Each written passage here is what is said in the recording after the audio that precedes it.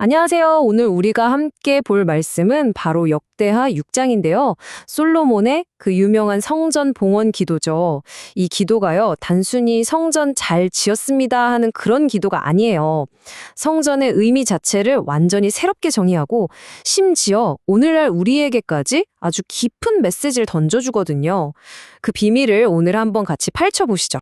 자, 그런데 이 6장을 제대로 이해하려면요. 시간을 살짝 앞으로 돌려서 5장 맨 마지막 장면을 봐야 합니다. 성전 봉헌식이 끝나자 하나님의 영광, 그 구름이 성전에 꽉 들어차는 장면이 나오잖아요. 그래서 어떻게 됩니까? 모든 인간의 활동이 그냥 스톱돼 버려요. 제사장들조차 감히 서서 섬길 수가 없었던 거죠. 그야말로 압도적인 침묵. 바로 이 숨막히는 긴장감 속에서 6장이 딱 시작되는 겁니다. 아니, 이렇게 강력한 하나님의 임재 앞에서 인간이 대체 뭘 할 수 있겠어요? 어떻게 반응해야 할까요? 이 질문에 대한 대답이 바로 역대하 6장 전체를 꿰뚫고 있습니다. 그 거룩한 침묵을 깨고 마침내 터져나온 인간의 목소리. 네, 그게 바로 솔로몬의 기도입니다. 그래서 오늘 우리는 이런 순서로 역대하 6장을 한번 쭉 훑어보려고 합니다. 먼저 이 6장이 왜 5장과 7장 사이에서 중요한 다리 역할을 하는지 볼 거고요. 그리고 솔로몬의 연설과 그 유명한 7가지 간구의 핵심이 뭔지 짚어볼 겁니다. 그리고 마지막으로 이 수천 년 전의 기도가 오늘 우리한테는 어떤 의미가 있는지, 우리의 기도와 어떻게 연결되는지까지 한번 알아보겠습니다. 자, 그럼 첫 번째 이야기부터 시작해 볼까요? 역대하 6장의 구조적인 위치에 대한 건데요. 이게 정말 중요합니다. 역대하 6장은 그냥 뚝 떨어진 장이 아니에요. 앞뒷장을 아주 단단하게 이어주는 뭐랄까 핵심적인 다리 같은 역할을 하거든요. 5장에서는 하나님의 영광이 임재했죠. 그리고 7장에서는 불이 내려와서 응답하시잖아요. 바로 그 거대한 두 사건 사이에 6장이 쫙 자리 잡고 있는 겁니다. 이걸 보면 똑 잘 만든 샌드위치 같지 않나요? 5장에서 하나님이 먼저 구름으로 찾아오시는 게 빵 한쪽이고요.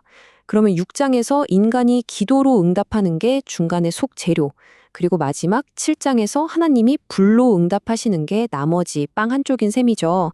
그러니까 6장은요, 하나님의 엄청난 은혜에 대해서 인간이 어떻게 믿음으로 반응하는지를 보여주는 정말 중요한 부분이라고 할 수 있습니다. 자, 그럼 이제 본격적으로 6장 내용으로 한번 들어가 보시죠. 솔로몬의 연설과 기도를 쭉 관통하는 핵심 단어가 두 개 있어요. 바로 언약, 그리고 겸손입니다. 솔로몬이 연설을 시작하면서 딱 못을 박는 말이 있습니다. 이 엄청난 성전이 절대 자기 업적이 아니라는 거예요. 뭐라고 하냐면 하나님이 입으로 말씀하신 걸 이제 그분의 손으로 이루셨다. 와, 모든 공로를 하나님께 돌리는 거죠. 이 성전은 인간 솔로몬의 작품이 아니라 아버지 다윗에게 하셨던 그 하나님의 약속, 바로 그 언약이 성취된 결과물이다 라고 선포하는 겁니다. 그리고 이게 그냥 말로만 하는 게 아니었어요. 솔로몬이 뭘 하냐면 특별히 만든 놋 단상 위에 올라가서요. 모든 백성이 다 보는 앞에서 무릎을 꿇고 하늘을 향해 두 손을 쫙 펴니다. 생각해 보세요. 그 시대 최고의 권력자가 가장 낮은 자세를 취한 거예요. 이건 엄청난 메시지죠. 나는 왕이지만 진짜 왕이신 하나님 앞에서는 나도 똑같이 은혜가 필요한 한 사람일 뿐입니다. 이걸 온몸으로 보여준 겁니다. 여기서 솔로몬의 기도에 담긴 신학적인 깊이가 드러나는데요. 정말 놀랍습니다. 한편으로는 하늘과 하늘들의 하늘이라도 주를 모시지 못하는데 하면서 하나님의 그 무한하심, 우리가 감히 다 담을 수 없는 초월성을 고백해요. 그런데 바로 이어서 바로 그 위대하신 하나님께서 주의 눈이 이 성전을 밤낮으로 보살펴달라고 기도하거든요. 이게 바로 성전의 신비입니다. 온 우주에도 다 담을 수 없는 하나님이 바로 이곳에 특별하게 임재하시고 만나주시겠다는 약속, 이 초월과 내재의 역설이 담겨 있는 거죠. 자, 이제 기도의 하이라이트로 넘어갑니다. 솔로몬은 앞으로 이스라엘 백성이 겪게 될 7가지 구체적인 위기 상황들을 하나씩 언급하면서 기도를 이어가요. 그리고 그때마다 하나님께서 어떻게 회복의 문을 열어주실지 간절히 구합니다. 이 7가지 간구를 자세히 뜯어보면요. 정말 놀랍게도 똑같은 패턴이 계속 반복돼요. 첫째, 죄 때문에 위기가 찾아온다. 둘째, 그러면 백성이 이 성전을 향해서 회개하고 기도한다. 셋째, 그러면 하나님께서 하늘에서 들으시고 용서하시고 다시 회복시키신다. 이겁니다. 이 패턴을 통해서 뭘 말하는 걸까요? 바로 이 성전이 모든 회개와 용서 그리고 회복이 시작되는 중심점, 베이스 캠프가 될 거라는 선언인 거죠. 기도의 내용을 보면 정말 폭이 넓어요.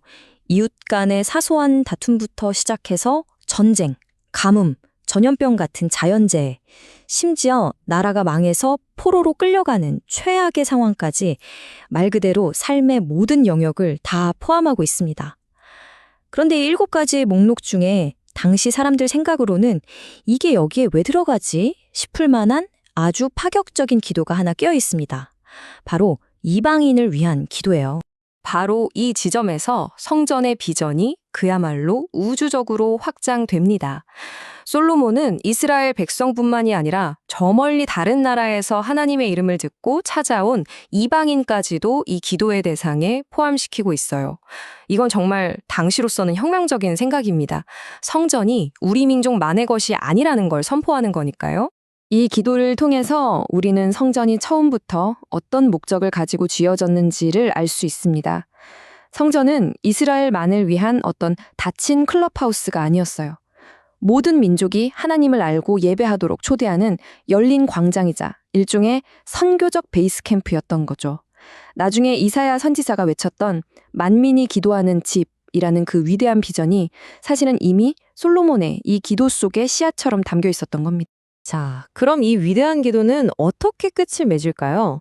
그리고 이 기도가 21세기를 살아가는 우리에게는 과연 어떤 의미가 있을까요? 마지막으로 이 솔로몬의 기도를 우리의 기도로 한번 가져와 보겠습니다. 솔로몬은 이 긴 기도의 마지막을 자신의 의로움이나 백성들의 자격으로 마무리하지 않아요. 그가 마지막으로 붙드는 근거는 딱 하나입니다. 바로 하나님께서 아버지 다윗에게 약속하셨던 헤세드, 즉 절대로 변하지 않는 그 언약적인 사랑과 신실하심, 바로 그거 하나에 매달리는 겁니다. 여러분, 이게 기도의 핵심이에요. 나의 어떤 자격이나 노력이 아니라 오직 하나님의 신실하심에 기대는 것. 이게 모든 기도를 떠받드는 가장 단단한 반석입니다. 결국 역대하 6장은 우리에게 성전이 대체 뭐냐? 라는 질문에 대한 아주 중요한 대답을 줍니다. 성전은 그냥 제사 지내고 제물 바치는 그런 의식적인 장소가 아니라는 거죠. 죄를 지은 인간이 거룩하신 하나님을 만나서 용서를 받고 관계를 회복하는 만남의 장소라는 겁니다. 기도 내내 주는 하늘에서 두루소서라는 말이 계속 반복되잖아요. 바로 그게 핵심입니다. 그렇다면 오늘날 우리에게 이 성전은 뭘까요? 신약 성경은 아주 분명하게 이야기하죠. 바로 예수 그리스도, 그분이 참된 성전이시라고요.